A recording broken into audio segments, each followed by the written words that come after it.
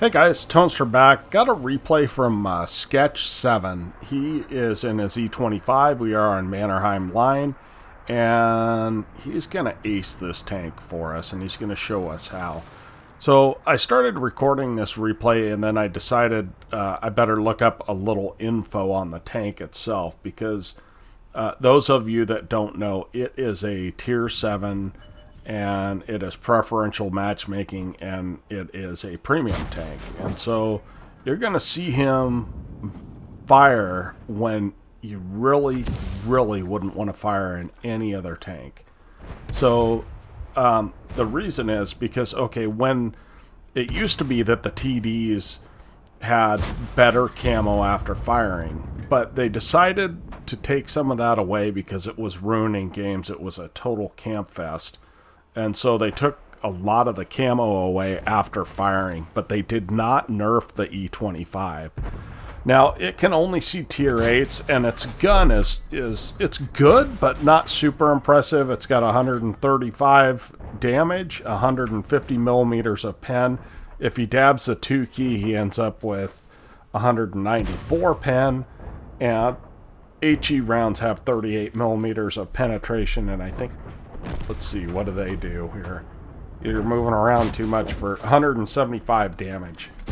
Now notice he is probably only 250 to 300 meters away from that AP AMX-30, and he is shooting at that guy and not getting spotted. So I looked up the camo on the thing, and the camo, if you set it up the way I would set it up, with food, with a camo crew, with BIA, is going to be 63%.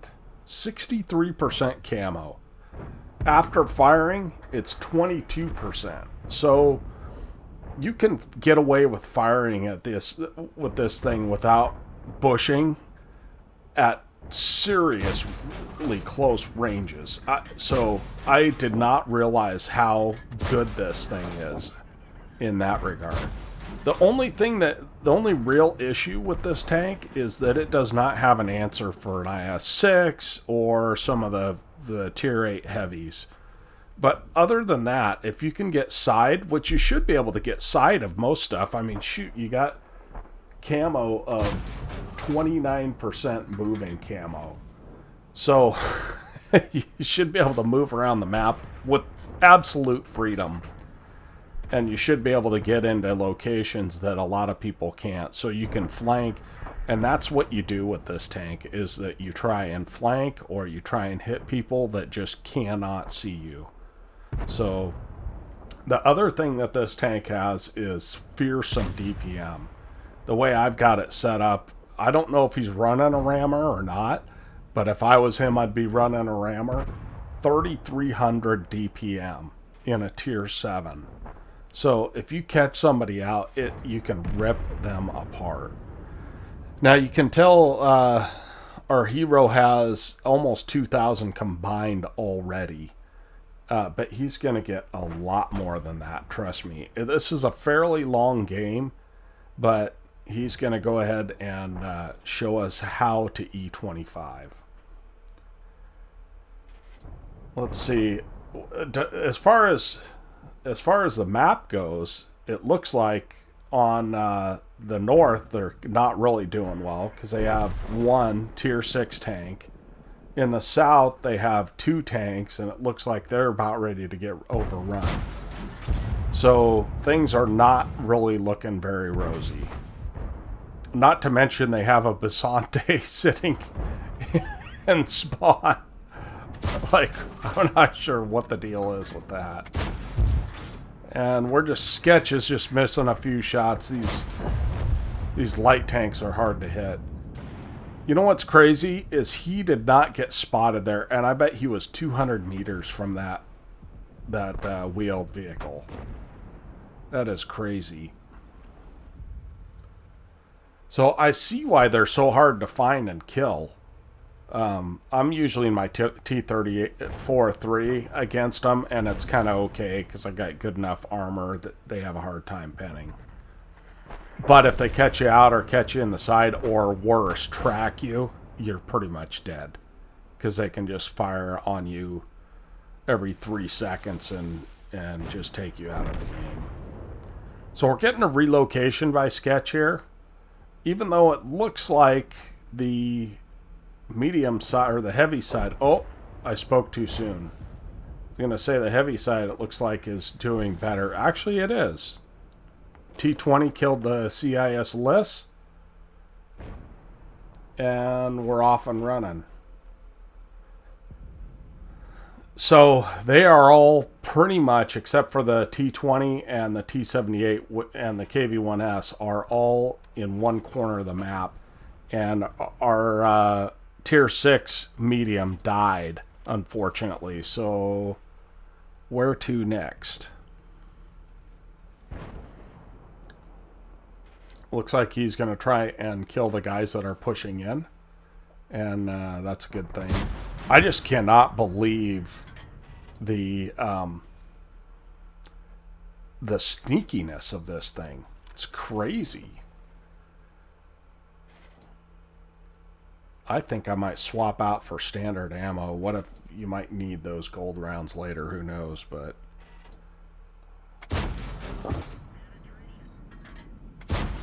yeah, we're hitting, but not. So Cromwell goes down to the Bazante, which I'm pretty certain is a bot.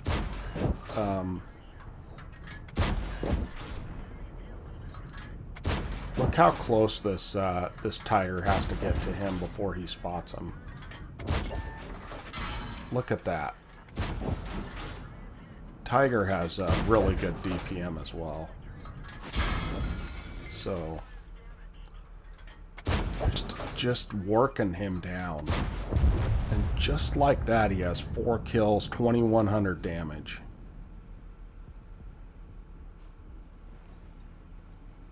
So now things are quite dire. His 2 teammates have died that pushed north. You never want to push. I believe they were. Wasn't watching, but I believe they pushed up this way and got killed. I'm guessing that SU-100M1 killed them. That tank has a lot of armor. And now it's just a waiting game. We've got to wait for the enemies to push in. I mean, you have a KV-1S, which is bottom tier, and a Bazante that is a bot. So we're really relying on Sketch to win the game for us here.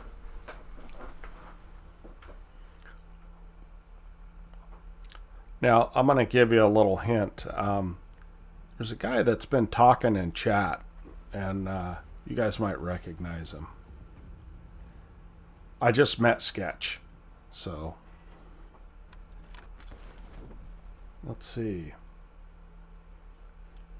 See what we can do. There's 3 tanks. We know the AP AMX-30 is really quite low health. Their E25 is also low health, but it looks like, unless so things, if you don't have people in your vision circle or in the detection circle, you don't know if they've been hit or not. But it looks like the SU-100M1 is full health, and I have that set to alt.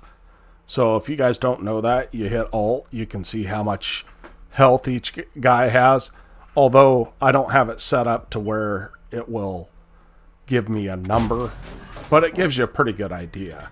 Speaking of which, there's our SU-100M1. Now, with standard rounds, I don't even know if the lower plate is really pinnable, as the Bazante finally finds his keyboard.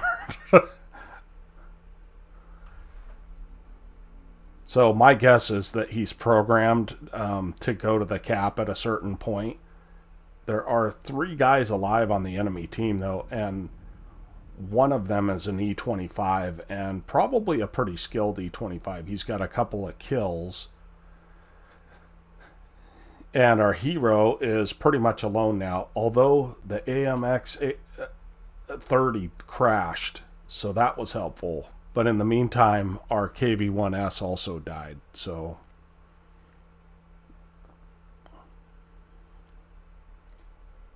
Let's just wait. It's kind of what you do on an E25. I mean, 60-some% camo with a camo net. That is crazy. Or no wonder they use them for light tanks.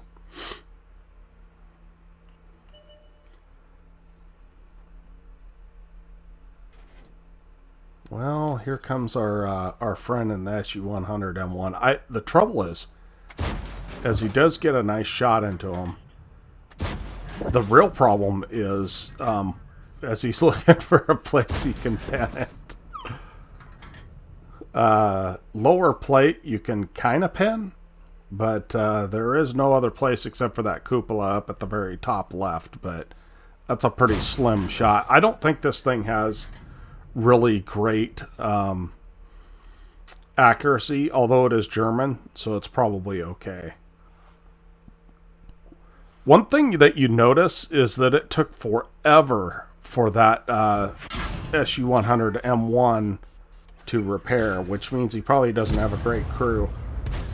But here's the E25, and the E25 makes a critical error in ramming our hero and allowing our hero to kill him, because when he rammed him, sure, he took off some hit points, but the real problem is that he made himself a one-shot.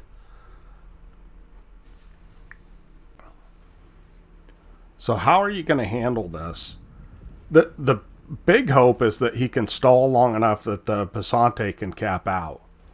Because if he can do that, then basically he's won. Oops! It looks like Slow and Steady lived up to his name here. Oh, be careful. Don't ram him. You only have 60 health left. Now you got 30. And that looks to be the end of the game. What a game. What a game for Sketch. Let's look at the after action on this one. 6 kills, 3,100 damage, 1,100 assist. That's insane. What a carry. Well, Sketch, I appreciate you sending that in. We are at the after action report here, and you did get an ace tanker, and you also got a top gun out of that game. Look at all the different enemies you hit. And look how many times you have to hit them to kill them with that little gun. So, 3,100 damage, 6 kills, 1,578 base XP. Wait a minute. Who's this guy down here? Well, we might have to look at that in a second. At any rate, 47 shots, 37 hits, 25 pens, and 1,159 assist. And he lost 34,000 credits, but I think he probably doesn't care. Look at the experience he got on that. He must have hit the apply on that. So what a great game. Let's go ahead and take a look at this second guy's game. What a scrub. Second place. Okay, just a moment. Well, I'll just show you the highlights of my game, and then I'll show you. I also got an ace tanker in this game, and I ended up watching to the end. And if you guys were watching the comments, you saw me talking a little bit in chat after the game, because I thought it might be an ace, although I made a huge mistake, and I can only blame myself for that. So this is the position I like to go to, and I like to be on this back edge so I can drop off really quickly if I need to. And that's what we're going to do. Now this guy, I know that I'm going to have a shot advantage on him.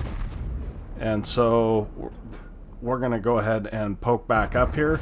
So the thing is, I know the guy's fired, right? So I don't have to worry as we get kind of a lucky snapshot, but it was aimed well. But we're going to have a lot of shots go in for us here. But we're trying not to take unnecessary damage here as we get a shot on the KV-3. And I gotta say, this mutant does a pretty good job of staying alive. Now, I've got 3 guys aimed at me, and so we're going to fall back a little bit. And we're going to give as much help to this mutant as we possibly can. Now that his armor's face forward, he's actually doing okay. So, and we make a poor decision in that we're shooting at, we're pulling up when we're not loaded. So let's not make that mistake again. But we're up to 2,100 damage already. So we're just sitting back and hoping these guys do not push. And we're going to back this guy up. But it looks like he is hurting. So and the M3Y, or M4Y, pardon me, does not want to show himself. So we only have 700 health left, so we got to be a bit careful.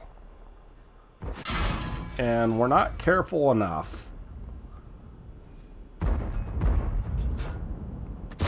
So we're missing a couple of shots, but